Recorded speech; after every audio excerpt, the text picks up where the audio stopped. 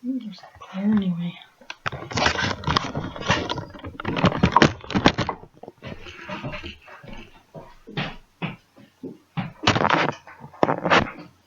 Mother Teresa once said, "It is a poverty to decide that a child must die so that you may live as you wish."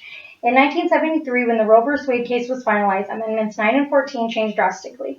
America has become a throwaway society, and in today's world, that applies to unborn babies as well. When the World Trade Center was hit on 9/11, close to 3,000 deaths occurred.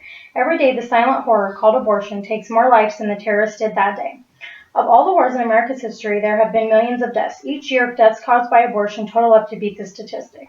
Just since 1973, after the Roe v. Wade case, approximately 53 million silent deaths have been performed. So when does taking a life become illegal, in your opinion? As a country, the United States has become very susceptible to the ease of abortion. We do not even realize how horrifying it has become. We think that it is either the only way, the best way, or the easiest way to solve the problem. Unwanted pregnancies, which a lot of people refer to as problems, should not be solved by taking an easy way out. Although this is the chosen way in most cases, it is why America thinks the way it does today. Many studies have been performed about this issue, and one states that 86% of all abortions that are performed are only in the selfishness of the parents. As sad as this may seem, this is why there needs to be abortion reform. Here's an article with some important statistics and some information on how abortions are performed at different stages for you to look at.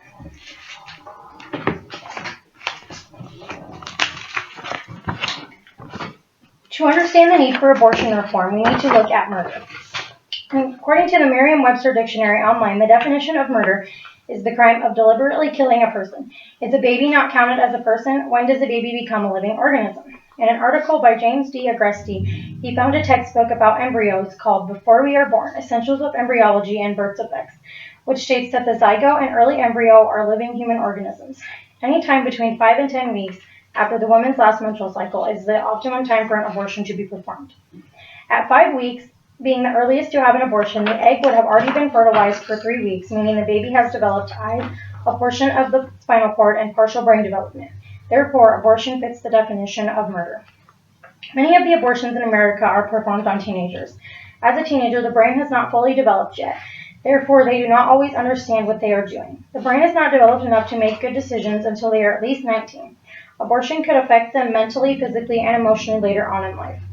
Abortions are becoming the easiest way for everyone, especially teenagers, where in most states they don't need parents' consent anymore to have one performed.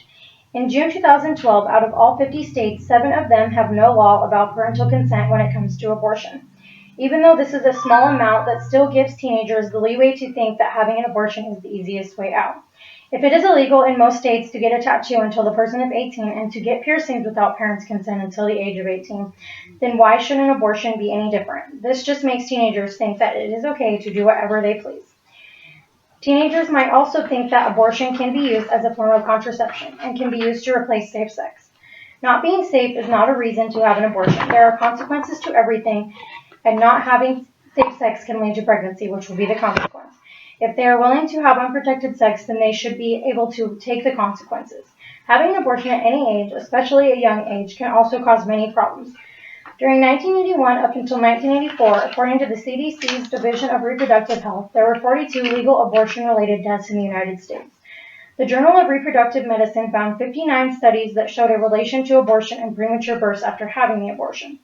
In California alone, out of 100,000 people, 62.8% performed suicide after having an abortion, and only 19.1% did after having birth. Planned Parenthood is one of the most popular places that will perform abortions. They are part of the happening of 300,000 abortions each year in the United States. They were given $487 million from the government in 2010 to help them with these abortions. They are a big reason why the world thinks it is okay to have abortions, or that is the easiest way.